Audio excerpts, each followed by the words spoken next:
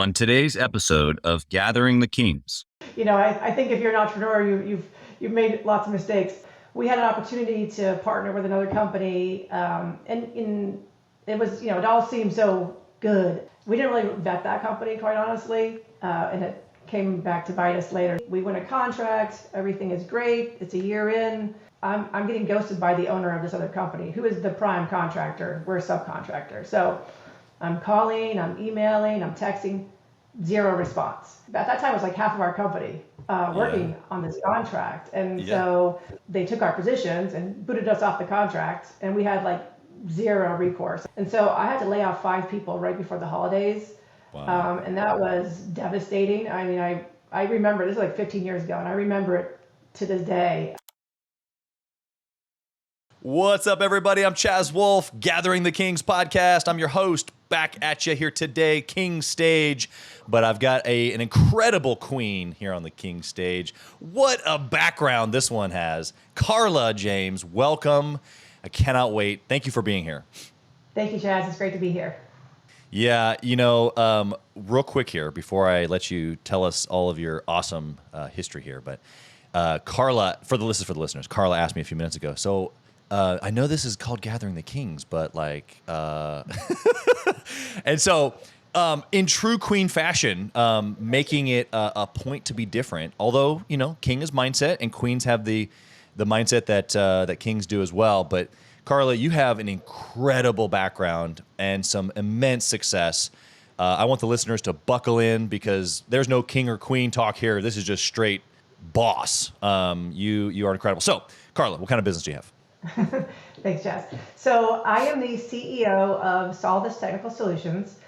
We are an engineering services firm operating in the government contracting space. So GovCon, as we say in the biz. Yep. I'll try not to use too many acronyms today because we love acronyms in the government. So. Yeah. Well, you got to keep things simple, right? And that's what smart people do. I don't know what the listeners feel like, but when you said aerospace, engineering, it just sounds really smart. And for guys like me, I'm just honored to be here in the conversation here at the table. So, Carla, tell us inside of all of those words that you just used, what is it that you guys do? So in a nutshell, what we're doing is providing government organizations with technical expertise.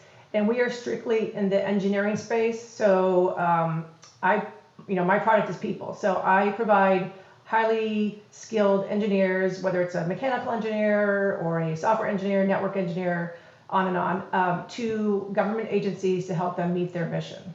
Wow. Yeah, you're looking for the best of the best. You have the best of the best. Yeah. Let's say it like that, actually. Yeah.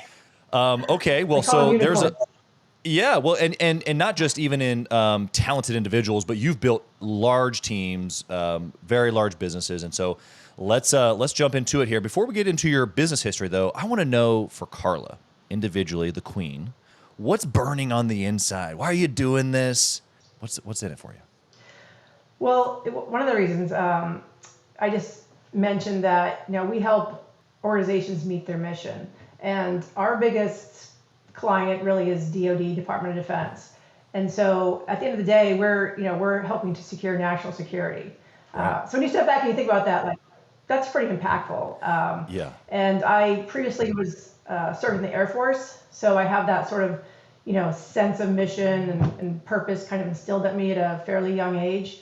So I'm driven to mission-oriented organizations, such as the one that I'm working for now. And that's what really gets me out of bed every day is having that mission, securing national security. It doesn't get more real than that. Yeah. There's no fluffing the mission there. It's like, protecting us, like literally. Yes. Okay. Yes. When you say you're mission driven, from a person listening here today, maybe they're a big business owner, maybe they're a CEO, maybe they're just getting started and in their entrepreneur journey. What does that mean? And has it always meant the same thing to you, to be mission driven? I think it's something, like I said, that I kind of learned through the Air Force. Obviously we're a for-profit company, so we have to worry about the bottom line as well. But, helping these organizations to deliver, whether it's a new weapon system or software or, whatever that solution is, the idea that, we're part of that mission, that I can instill a purpose into, my team that adds value to that organization is really, what drives us. And I do think it's something that I've always had within me from a pretty early age is, like mission and purpose kind of align for me. And I think it helps not only the organization as a whole, but I think individuals want a purpose, right? So it just makes us better as an organization, and then we're making our client better because we're actually delivering what they want. Yeah, obviously there's a probably a large depth of that for you to the Air Force. First off, thank you for your service. Thank you. Secondly, what do you think inside of that? Like, I mean, obviously there was ritual and there was a lot of just like probably just discipline that you learned through that process. But as far as like being mission or purpose, other than like going on a mission, right? Outside of that tactical piece, but like more internal, what did the Air Force give you, or maybe was it before that the Air Force pulled out of you? You know what I mean? Like that was the internal mission piece. Yeah, I mean, honestly, I can say I think the Air Force sort of saved me. Wow. It gave me discipline and direction that I, was severely lacking. You make friends there, peers that become lifelong, friends. But really, the discipline and the direction were things that I really needed and craved, and I got it there. And then sort of that sense of purpose as well. There's service before self is one of the sayings, and those are all things that just have stuck with me.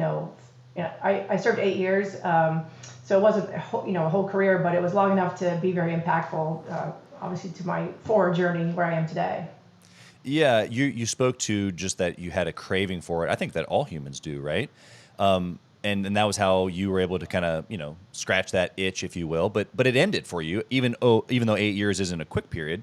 That specific piece ended for you. How did you carry what you learned in that as far as being mission oriented through? Like, because a lot of times when things end like that, it's like, what do I do now? And it's hard to carry it forward, especially for you into business being so successful. Well, I think it's just part of my intrinsic core now. It's kind of who I am. There's always the next mission. It might not be serving in the Air Force, but there's always a mission behind, everything you do. Yes, it's not like we're going to go out and on, patrol kind of mission, but there is something you can do, whether it's, in a volunteer organization or, a company like mine where, we are for profit. I think it's just finding that purpose wherever you go to the next stage. And I just always have been fortunate enough to find purpose and meaning in most of the organizations I've been part of. And if I haven't, I honestly just moved on. Yeah. Yeah. I think you said it best at the beginning there. You said it's just in me now. And so they ingrained it into you, or you allowed it to be ingrained. You accepted it into your subconscious so deep that it just is how you operate. Let's fast forward here a little bit. So you come out of the Air Force. Tell us, how does that connect with what you do today? What's the gap here? What'd you do? Well, initially I was working for the government. I was a government employee for a few years. And then I was in the DC metro area, so there's tons of organizations there, obviously supporting government agencies. After a few years of working for the government, I sort of had like this epiphany as like, kind of what am I doing in my life sort of mentality. Sure. I don't really see myself sitting in this cube for a little bit of loss of mission. Yes, exactly, 100%. And so I went out searching for, my next mission, and I found that, and then that leapfrogged me to start a business with somebody else back in around 2007-ish. And, all those things kind of led me where I am today. Yeah. Okay. So you did some leapfrogging there, even in your story, which is fine. You started a business. Yeah. You've since had a whole track record. Your husband was actually on the show here as well. He's a successful entrepreneur as well, and And so this house, this James house is just a winning couple and winning family. Tell me about the process of you building that business with that person. Obviously, you're in the next thing now, but all the while, give me like what that was maybe like at the beginning. But I also want like just keep in mind like you having another high performer in the house and maybe what that was like at the same time, being new in business. You know what I mean? Sure.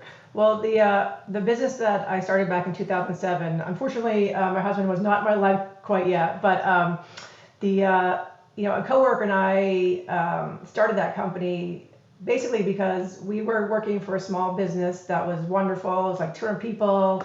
The owner knew our names. He would like sometimes get down in the weeds and work on spreadsheets with us. And at some point he decided it was time to sell, and he did, to a very large company. So we went from 200 to 12,000 overnight. Yeah. As you imagine, the culture changed significantly. So it was about a year or so after that acquisition. And so a coworker came to me and said, hey, I have this idea about starting a company. And I was kind of like, good for you. And she said, well, I was thinking, maybe, do you want to be my business partner? And I was like, yeah, like, what do I have to lose? Like, worst case scenario, I go back to work for the man, And so we, the two of us, started in 2008 officially. And when I left in 2016, we were approaching 100 people. Wow. So it was. Tell us about the moment of her saying, "Hey, I want to start this company," and you're like, "Yeah, you go." But it was like an invitation. Like, were you dumbfounded? Right. Was that like, wait a second? I mean, you kind of just were like, what do I have to lose? But I mean, that's a big switch. You weren't thinking, how do I get in on that? No. And it was like funny. Like we were like, I think we went to happy hour, and like we literally were at the bar like with a napkin. So I love that. it was sort of like right time, right place sort of situation because as I said, that acquisition had been about a year, and the new company was okay, but I wasn't really thrilled with it. I went from being Carla to like P252, and the contract the contract I was on wasn't really super rewarding. I was working in the Pentagon, which seems very cool, but after a year, it was a little dull. So, and it was just a matter, I think, of like, yeah, we can do this. Like, let's give it a try. And as I said, if I had to go back to work, I could find a job. Yeah, absolutely. What do you think in that moment? Because what's the worst case scenario? Let's just jump, see what happens. We've all been through that. Everybody listening here today has been through some form of that. And it's actually what unites almost every single entrepreneur is just that at some point you said, and you jump and you see what happens. For you, what do you think gave you the logic? Because, I mean, you're just saying it so logically. You're just like, well, worst case scenario, I go back to work and blah, blah, blah, no big deal. And where maybe others would have like overanalyzed and like, run spreadsheets. Because again, that's probably what you're pretty good at. And so you could have like, really torn into the numbers and projected out the next 50 years. And is this going to work? And what's all the risk analysis? But it didn't sound like you did that. Tell us. No, I did not. And I'm not risk averse by nature. So I think that's part of it. I don't want to say I'm fearless because as I get older, I do have fears. But, I think I've been pretty fearless in life and not afraid to change, kind of getting outside of my comfort zone. When I think I may have skipped over this, but, when I was working for the government and I decided to leave the government, everyone was like, you're crazy. The government's so stable. Why would, and it takes a while to get into the government. So, everyone's like, oh, I can't believe you're leaving the government. Well, that ended up being one of the best decisions of my life, because the company that I went to go work for, that small company I told you about, was amazing. I met, great people. It was super rewarding work. And, oh, by the way, when that owner sold the company, he gave all of his employees a little windfall. So, and then I met my soon-to-be business partner. So, when you think back, like, yeah, some things seem scary or risky, but it's paid off for me. So maybe it wasn't as scary. And like I said, I kind of think of myself as a risk-averse person by nature. Yeah, and so for the person listening right now who maybe isn't, right, and they're a little bit more of the calculated, I don't know, what would you say to them that they could lean into to be, because you kind of do it naturally, which I think a lot of entrepreneurs do, but for the ones that are a little bit more not, what would you suggest for them? Be courageous. There you have to try new things, and like I just said, getting out of your comfort zone is really the only way you're going to grow. And Yeah. I would just, challenge yourself, be courageous, and just try it. Yeah, I want to suggest, and I'm curious to hear what your thoughts are. I want to suggest that you were courageous in that moment and you were just willing to take the leap. But it seems as if maybe you just had a certain level of confidence in you, not necessarily in the situation or in the business, but that you were just like, you know what? I'll figure it out. And worst case scenario, you even gave yourself, well, me figuring it out in the worst case scenario is that I have skills and I'm confident in those, and I would just go work for somebody else. And, it is what it is. For me, I'm hearing your like kind of rational or logical decision making being tied to your confidence, either A, in your skill set or in you. Would you agree with that? Yes. Yeah. I would say I always land on my feet. So Yeah. yes, that I would say you are correct. Well, that makes it like when you're deciding like how risky is this, but you're like, well, if I know I'm going to land on my feet, it's not that you don't look at it close enough, but you just, I'm going to land on my feet. Let's just figure it out, right? Correct. Yes. Was your business partner like this also, or was it a little bit of yin and yang? No. I would say she was even more confident than I was. I was the introvert of the partnership. She was the extrovert. So Okay. she just exuded confidence. Yeah, well, and so I'm sure some of that played into it as well. Your confidence towards her and her confidence towards you. It's funny too because, and I don't know, maybe share here, but sometimes the extroverted, show hosts. I mean, not me. Sorry, your partner. That's what I mean. Sometimes those of us who appear to be really confident and extroverted really are just needing a little bit of validation from somebody who we believe to be really smart or good at what they do. And so I don't know, would you think like in that moment, her asking you, like you being interested was like her saying, okay, like this is a good idea. She wants to be with me. I feel stronger with her being with me. Do you think that? I think that's part of it. Yeah. I mean, Yeah. like she definitely like got energy from other people. And I think that validation was part of it. Yeah, of course. Okay, well, give me something super practical inside of that business or inside of the business that you're running now, either one. I want to know if it's just a really good decision that you've made that's led to a lot of your success that you can share. Well, I think I kind of touched on a little while ago about, my decision to leave kind of a cushy government job. That I could still be there, 20 years. I could have stayed there my entire career and been perfectly fine, safe, kind of recession proof. You're working for the US government. And I probably would have, moved up the ladder a little bit here and there. Yeah. But, I think it's important for, if an opportunity presents itself or you're not feeling a purpose anymore to, look for something where you're going to have impact. And if I hadn't left that job and gotten the job that I did, I probably would not have been an entrepreneur and running a business. I probably would have never have taken that leap, quite honestly. So, making that change, like, being courageous and kind of stepping outside of my comfort zone, leaving something safe and stable, has really propelled me to where I am today, to now running another company as a CEO, getting to, start my own business, having a successful run at that, kind of leaving on my own when the time was right, to where I am now. All those things occurred because I, got out of my comfort zone, left a kind of a stable environment, and here I am today. Yeah, and obviously there's different people listening here, entrepreneurs, maybe even team members. I have a lot of salespeople that listen to the call, and maybe even some of your team members listening. But the reality here is that you're saying to find purpose, like get out of your comfort zone to find what's fulfilling. For some, it'll be entrepreneurship. For some, it's a different department. For some, it's a different company because the one that they're in right now isn't fulfilling them purpose-wise. Am I on the right track with you for the listener here? Yes. Yep. Yeah. You said it great. I think, purpose and meaning. I mean, we spend so much of our time at work, so you want to make it purposeful. Yeah, absolutely. What about a bad decision? Let's flip the coin. I want to hear of, you're pretty calculated. Let's talk about something that was not your greatest hour. Oh, I can give you many examples. I think if you're an entrepreneur, you've made lots of mistakes. Yeah. I could think of one very very early in our company that I started. You're young and you're your company. You're looking for work, obviously.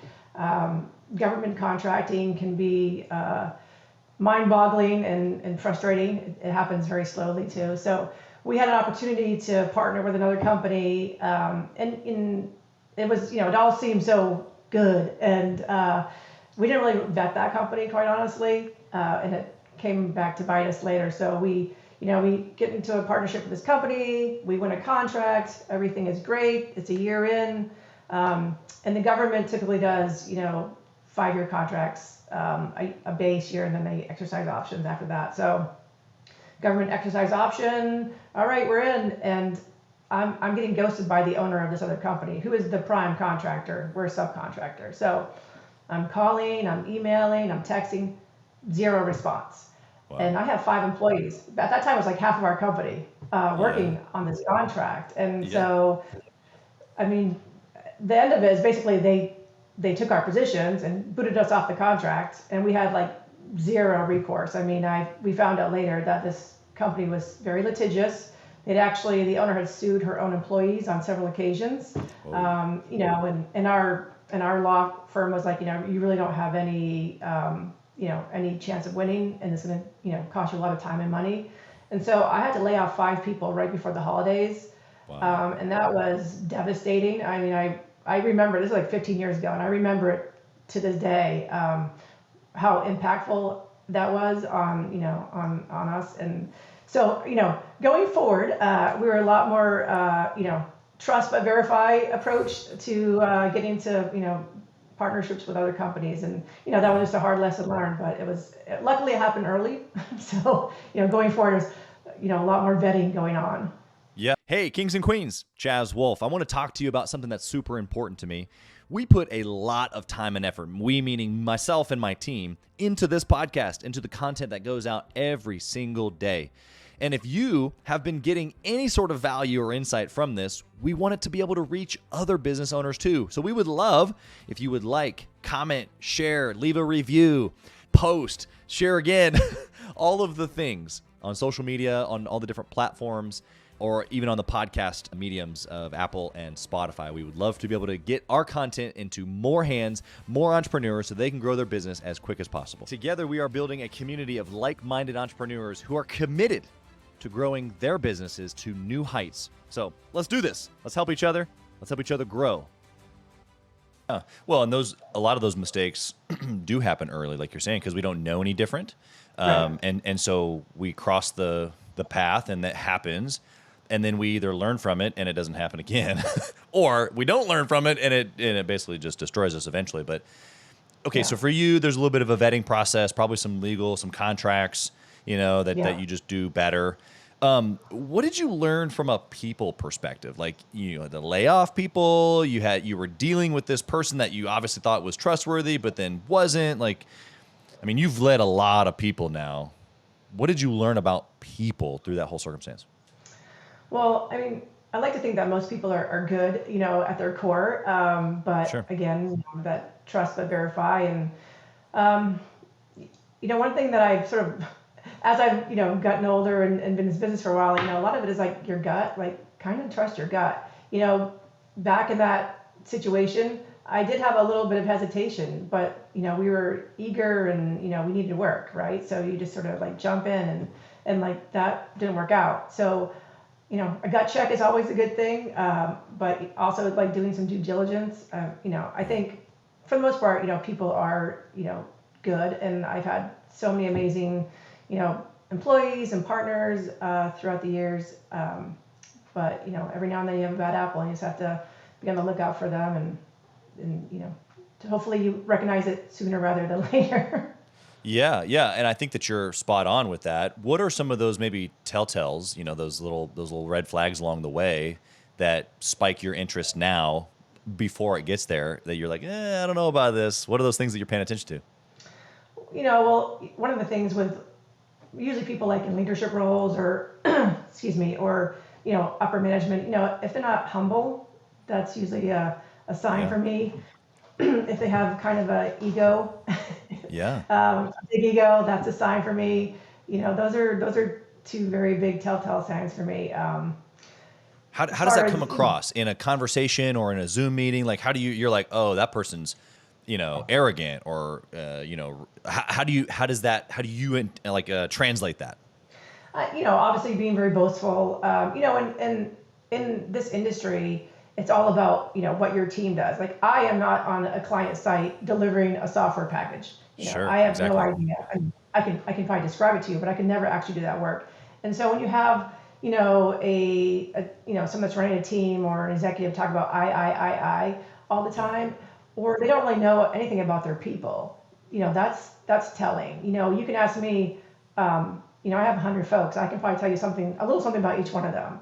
And I think that's important, especially when you're a small business. So, it's that whole mentality of it's all about me. And when I talk, I try to talk about my team and what we've done, and try to be inclusive.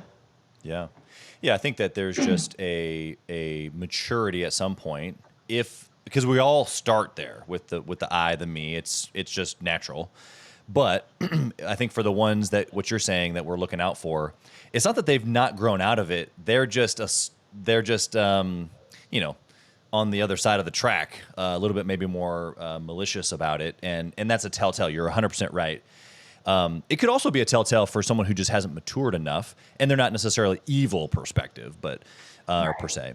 But I think that those are great things. What about, because you've raised up so many people in these different organizations, for the person that I'm kind of describing right now who has some of those arrogant, maybe prideful, boastful, about me stuff, but they just haven't matured. And how have you helped them mature? How have you walked them through? Have you seen them come through it to the other side and become a great leader?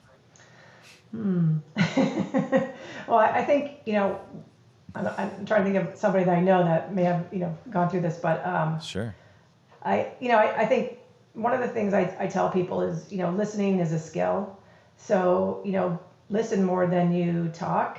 Be an active listener, I think, is important, to hear people, to hear what they're saying. I think that's helpful, to kind of grow and mature, and think more about the we than the I. Yeah. I'm trying to, I can't think of anybody I know off the top of my head that I've seen kind of transition that way, but I'm sure there are somebody. Well, let me do some active listening here, and ask you, what does active listening look like for you? Because you're right. Someone might be hearing you speak right now, but they're not listening. Or maybe it's the reverse. They're listening, but they're not hearing. I don't know. They're not getting it. Right. Well, so first of all, you don't talk, right? You're listening, so you're sitting back, and so I say, Chaz, tell me how things are going today, or what's going on at work, what's new with you. You tell me, and then I repeat. So what I'm hearing you say is X, Y, and Z, to make sure that I actually heard what you were saying. I think kind of like repeating, rephrasing what you heard to that person to ensure that you actually are getting the message of what they're saying to you. When I meet with my team, I try to do like one-on-ones and, how are things going? What's going on with you? And they'll, tell me, and so I'll say, oh, do you need help with what you just told me about? Do you need help with X? How about Y? And I think, like I said, sort of, repeating, rephrasing what you heard to make sure that you're actually hearing what they're saying is really important. Yeah, you gave some really, really good practicals there. The one thing that I heard you say that you didn't say with your words was that you cared. Because you're sitting in that meeting with a person, you, as a human, saw another human, and there's work to be done, and we're talking about the project and X, Y, Z. But you also said, how are things going? Do you need help? A leader that is paying attention, or that isn't all about me, is constantly focused on those that are around them, like you're talking about. And Carla's given you guys, as far as listeners, some really, really practicals here. But inside that meeting, if Carla didn't care, even if she was asking those questions, it would come across as disingenuous. And we all know what that feels like. We all know what that feels like, right? Yes. Yeah. I think that's a really important fact is like, I do care and I do want to know. And I try to start every meeting with, how are things going? Tell me about your weekend or, because I want to know, I'm interested. I want to know the people that I'm spending a good portion of my day with. Yeah.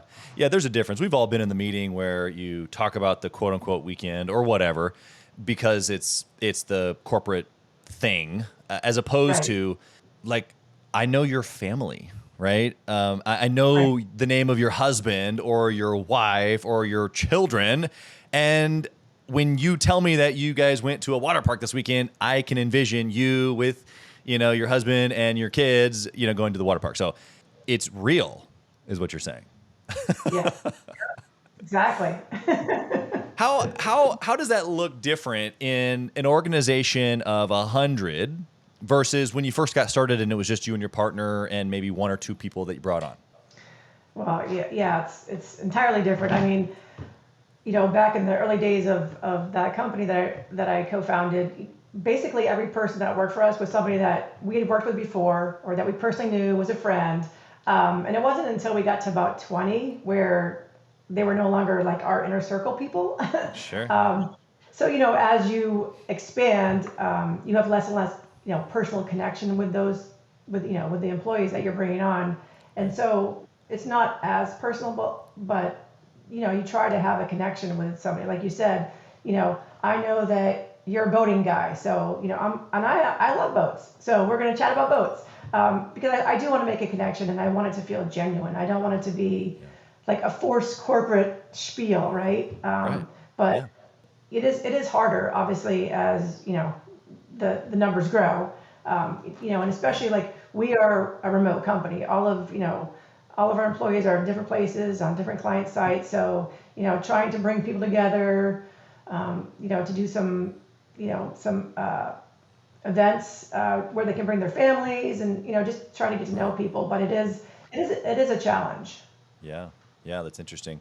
Lot of layers there that maybe an office would solve, but you can't because you're in different locations. In fact, I love the remote piece. I think that technology just allows for that. So, Right. I want to transition here a little bit. I want you to tell me of just a business resource that you've used over the course of years. Maybe it's a book, maybe it's a podcast that you like to listen to, or just some sort of a event that you've been to, something that you've invested into that's given you great feedback that we could go download or buy or attend. Well, I'm an avid reader. That's one of my favorite things to do. I read a ton. I usually have 2 or 3 books going at a time. So usually like one for fun and then, a couple business books. So, Okay. And I listen to webinars too, but I think one of the books that really I would recommend is Start With Why by Simon Sinek. Yeah, great book. That book to me, we talked a lot about purpose today. So, I think that book kind of lays out like, what is your why? Why are you here? Why are you showing up every day and get out of bed? So I think that's sort of like a foundational book that I read that really, I think, across any industry would be useful for folks. And he also has a great podcast too. But, that one, and I go back to way back in the day.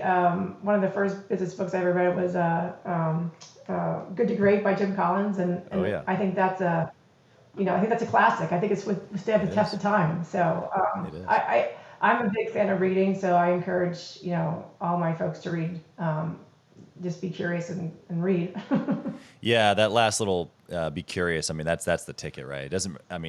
I like to read also, but I like to listen, and of course we produce podcasts with highly successful people like you. So, and I've been to many of events, and we host events, and so it's like you just have to be hungry. Really, I think is what we can both agree on. Yeah. What about I want to go back to the family dynamic here because, like I said, your husband was on the show a couple months ago, and great coffee business, and the dynamic between not just one entrepreneur in the home, but two, is heavy. And so my question to you is specifically around what might be considered work-life balance in this regular world.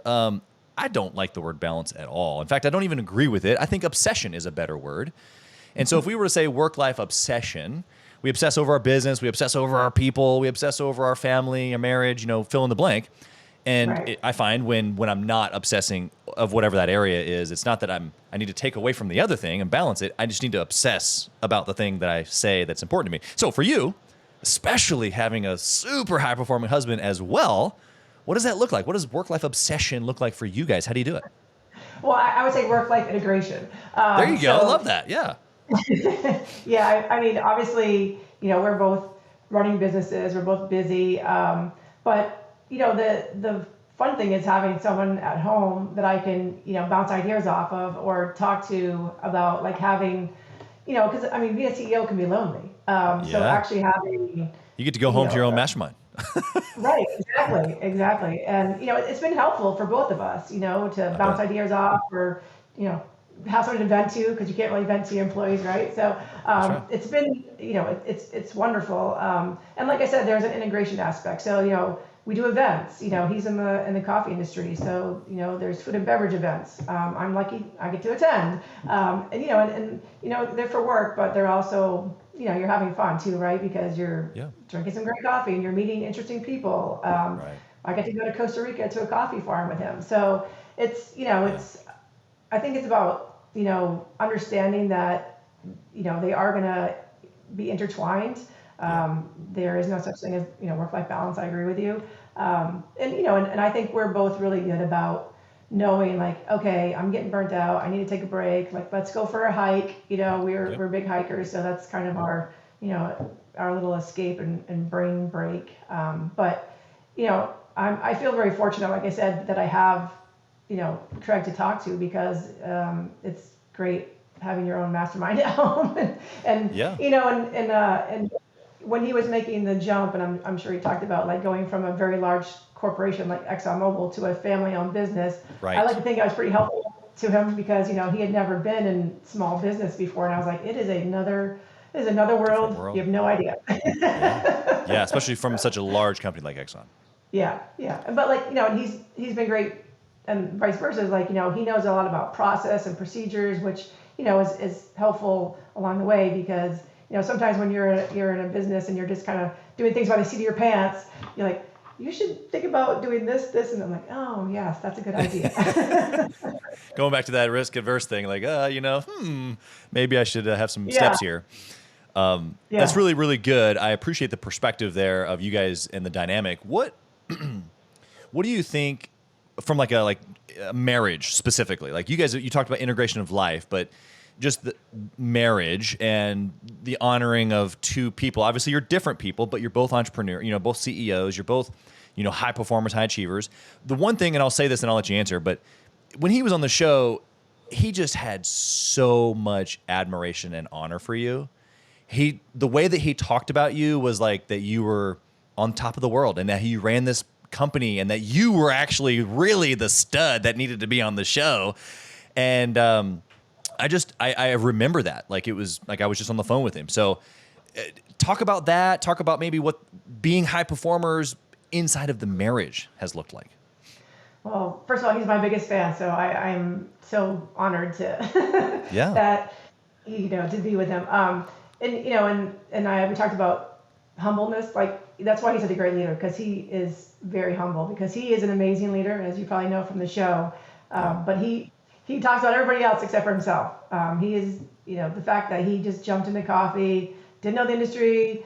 And 5 years later, he's a walking, talking coffee expert. People that meet him are like think that he's been in the business for 20 plus years, Right. And so he needs to toot his own horn, but I'll do it for him. So That's right. That's right. but we're newlyweds. We've been married for a little over 7 years now, so we're kind of newlyweds, and I don't think he shared this with you in the show, but one of the reasons.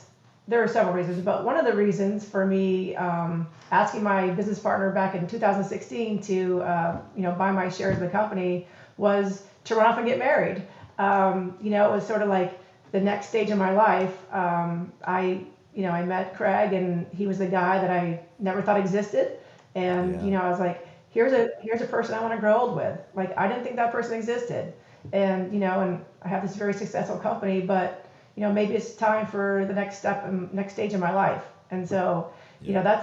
that's how that all went down is, I left my company, and Craig and I ran off and got married.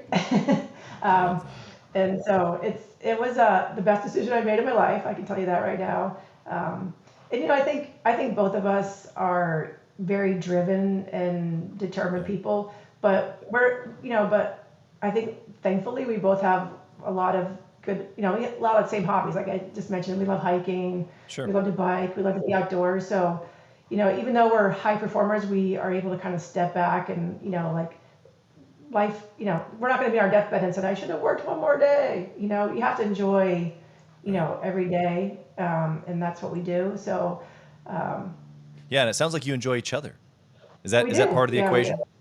do. Yes, for sure. Yeah, I think, especially with, COVID has been super stressful running businesses, especially, in the coffee and food business. So yeah, if we didn't enjoy each other, there, I don't know if we'd still be here. Yeah, exactly.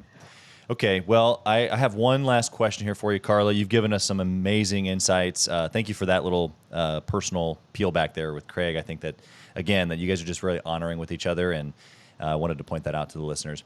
My last question here for you is, if you had the opportunity to go back in time and whisper to the younger Carla, what would you tell her? Ooh, there's so many things. One thing I would whisper in my ear is join the Air Force at high school.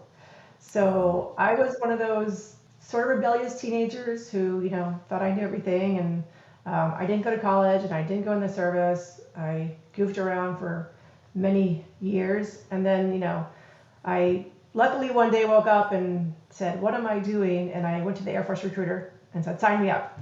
But if I could go back in time, I should have went right after high school. That would have been the best thing for me.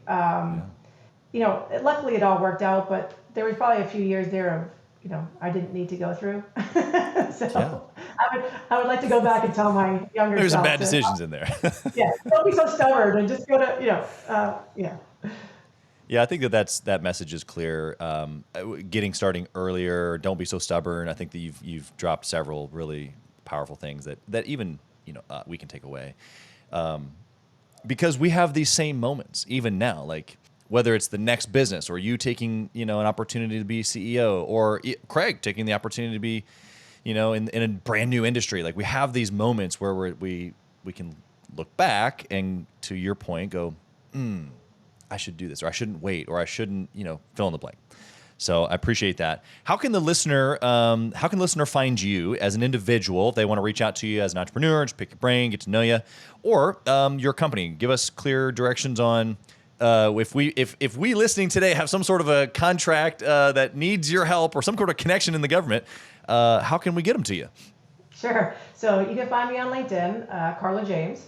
That's the best way to contact me. And then the company is Solidus Technical Solutions. So you can email me at Carla with a C at solidus-ts.com, or you can visit our website, which is solidus-ts.com. And I would be happy to connect with anybody, whether it's on just a networking level, or you have some engineering needs. Yeah, love that. You've been incredible. You have a track record that speaks for itself, but I'm so glad I got to hear the story behind it all. And for the listener, you guys got plenty. So I hope that you were taking some notes. And Carla, thank you for being here. Blessings to you, your family, your team, amazing people that are doing amazing things. Thank you for being here. Thank you so much.